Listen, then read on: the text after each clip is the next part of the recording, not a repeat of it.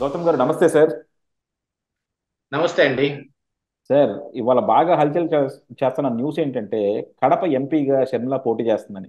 మనం ఎప్పటి నుంచో అనుకుంటున్నాం కడప ఎంపీగా ఆమె పోటీ చేస్తుందేమో అని. బట్ ఈ రోజు ఏంటంటే చాలా మంది కూడా మాట్లాడుతూ ఉన్నారు దాని గురించి. సో కడప ఎంపీగా పోటీ చేస్తే కంపల్సరీ అంటే అక్కడ ఉన్న ఓటు మాత్రం కంపల్సరీ స్ప్లిట్ అవుతుంది. వైఎస్ఆర్సీపీ జగన్మోహన్ రెడ్డికి, అవినాష్ రెడ్డికి వచ్చేది ఓటు కంపల్సరీ షర్మిలకి వెళ్తుంది. కానీ అసలు షర్మిల గెలిచే పరిస్థితిలో ఉందా అని. ఎందుకంటే ఒక వైఎస్ఆర్ రాజశేఖర రెడ్డి కూతురుగా అక్కడ పోటీ చేసి ఓడిపోతే మాత్రం కంపల్సరీ వాళ్ళకి అవమానమే. అంతకుముందు వాళ్ళ బాబాయ్ ఓడిపోయి ఉండొచ్చు, ఎమ్మెల్సీగానో దేనికనో.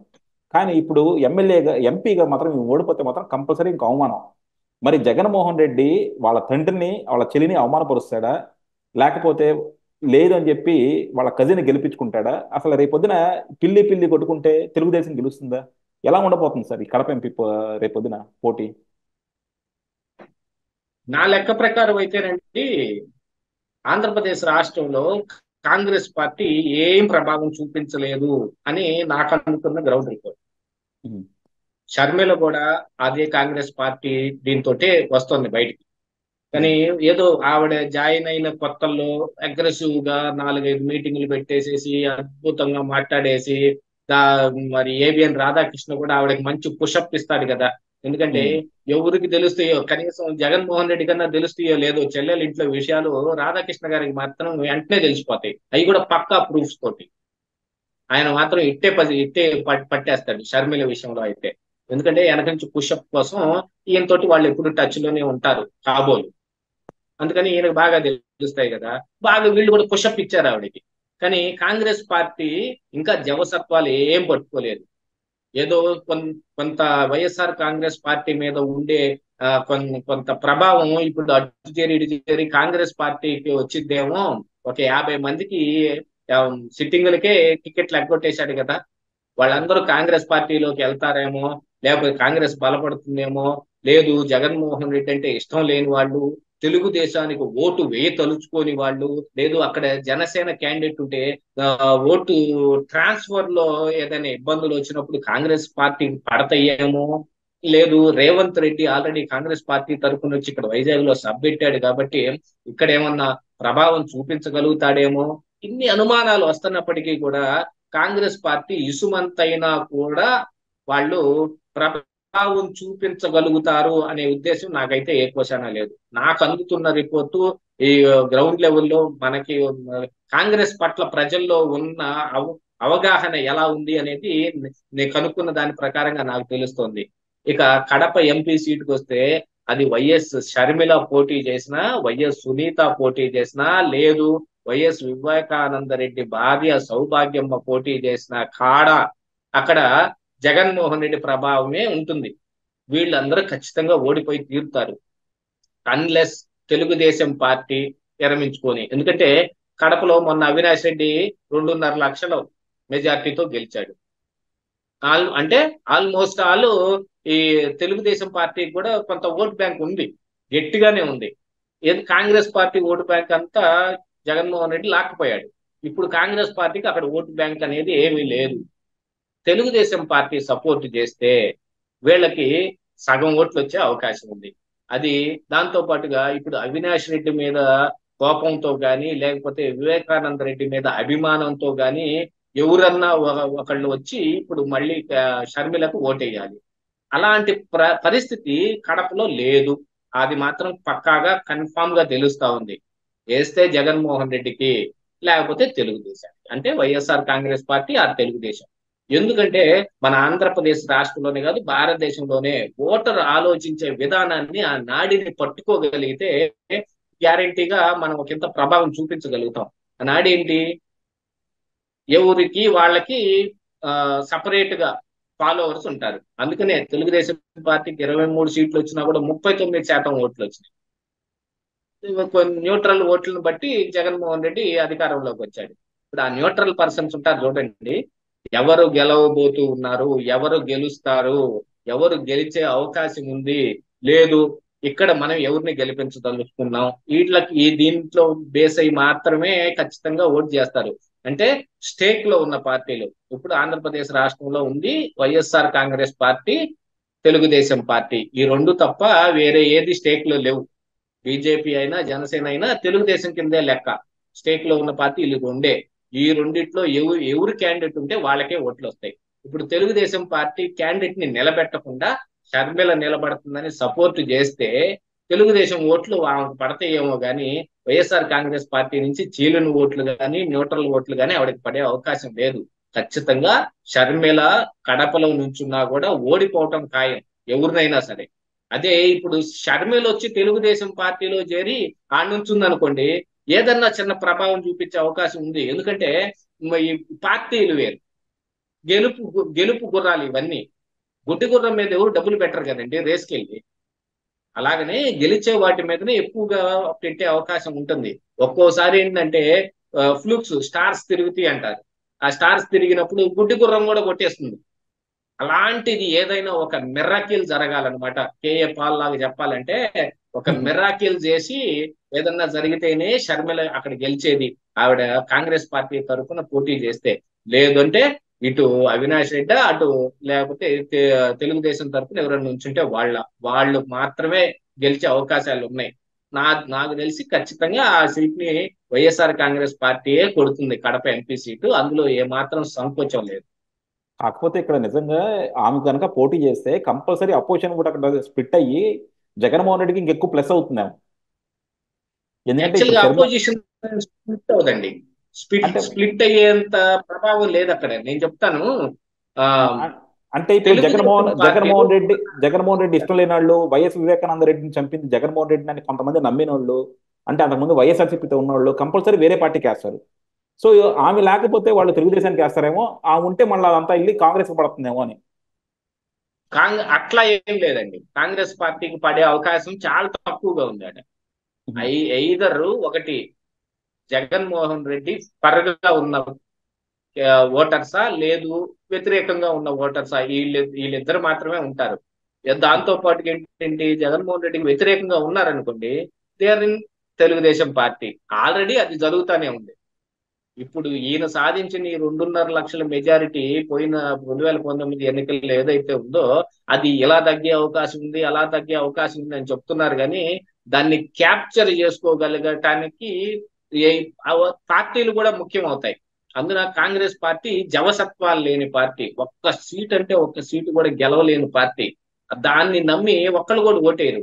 అందుకని మీరు చూసారంటే మీరు ఎప్పుడు ఇండిపెండెంట్లు ఎప్పుడు గెలవరు. ఎంత మంచి గొప్ప నాయకుడు ఉన్నా కూడా ఇండిపెండెంట్ గా వేస్తే గెలవరు. ఎందుకని గెలవరు? ఎందుకంటే వాళ్ళు వాళ్ళు గెలిచినా కూడా ఏం ఉపయోగం లేదు. వాళ్ళ మంత్రి పదవి రావటం కానీ, వాళ్ళకి అధికారం రావటం కానీ, లేకపోతే వాళ్ళు ఆ అధికారం గవర్నమెంట్ ను ఫామ్ చేయటం కానీ ఏం ఉండదు. అందుకని ఎంత గొప్ప నాయకుడైనా ఇండిపెండెంట్ గా నుంచుంటే ఓడిపోతాడు. కంపల్సరీగా ఏదో ఒక పార్టీనే చూసుకుంటారు. ఎందుకు? పార్టీకి ఒక ఫేస్ ఉంటుంది. Chandrababu Naidu Telugu Desam face, Jaganmohan Reddy YSR Congress party face.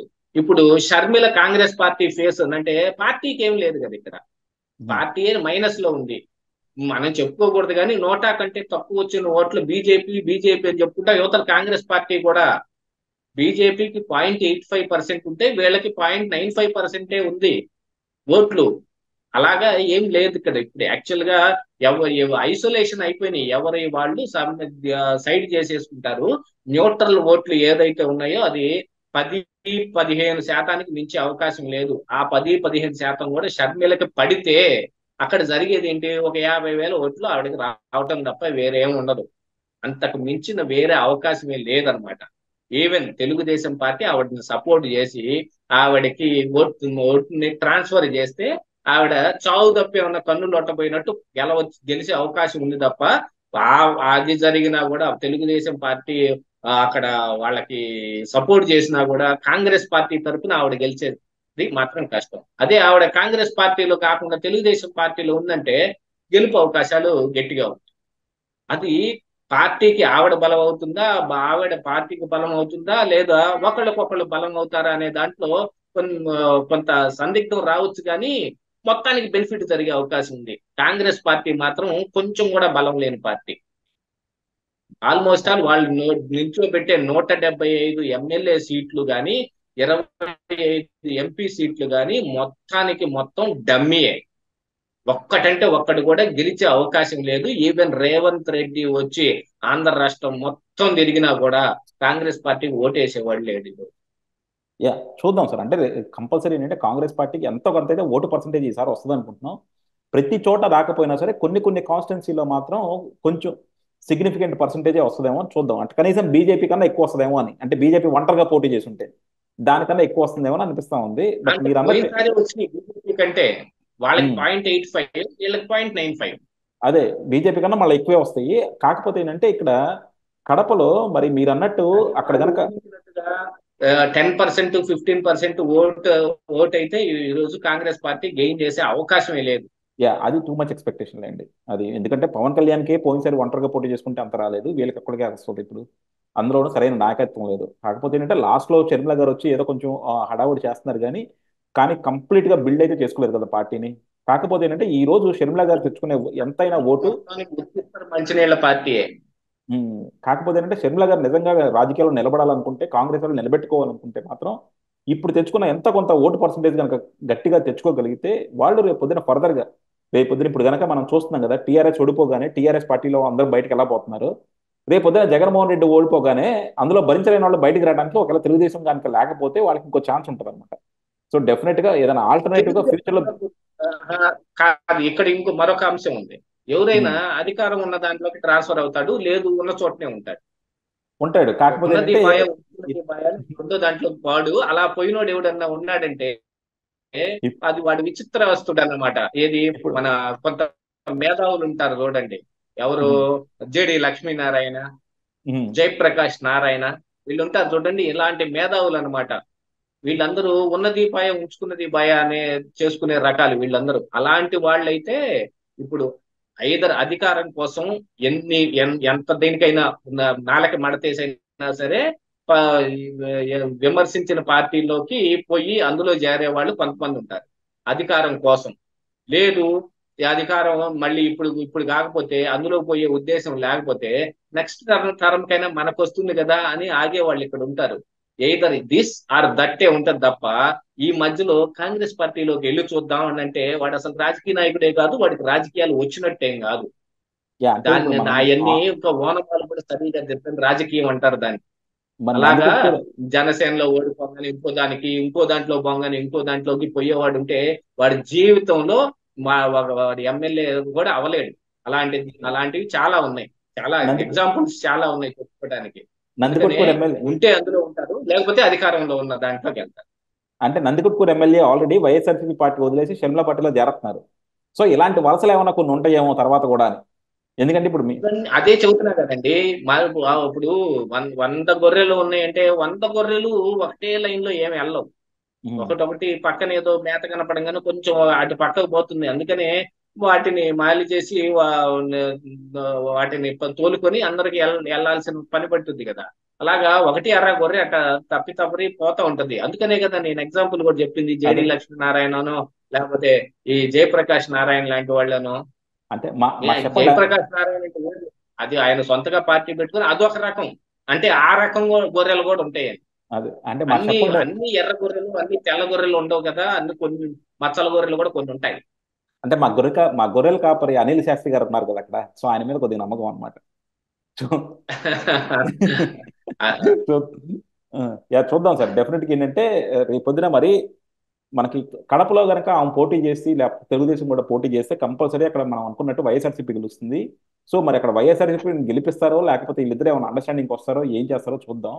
So డెఫినెట్గా కనుక కడపలో పోటీ చేసి ఎంపీగా కనుక ఓడిపోతే మీరు అనుకున్నట్టు సిగ్నిఫికెంట్ ఓటు పర్సంటేజ్ కూడా తెచ్చుకోకపోతే షర్మిలకి రేపు పొద్దున నాయకురాలుగా దెబ్బ తగులుతుంది. సో ఈ క్యాలిక్యులేషన్స్ అన్ని కూడా ఉంటాయి కాబట్టి వాళ్ళు చూసుకొని రేపు పొద్దున స్ట్రాటజీతో ఎలా ముందుకెళ్తారో చూద్దాం. Thank you sir. నాకు తెలిసి నా ఉద్దేశం ప్రకారం ఏంటంటేనండి, షర్మిల అసలు ఎక్కడ పోటీ చేయదు అని నేను అనుకుంటున్నాను. నా గెస్. పోటీ చేయకపోతే కరెక్ట్గా ఉంటుంది. ఎక్కడ పోటీ చేసి పోటీ చేయదు. ఓడిపోతే, అవును, పోటీ చేసి ఓడిపోతే మళ్ళా కాంగ్రెస్ మళ్ళీ చొక్కానే లేని నావలాగా ఎరవద్దు అన్నమాట. చూద్దాం సార్. థ్యాంక్ యూ అవును. అండి. Thank you very much.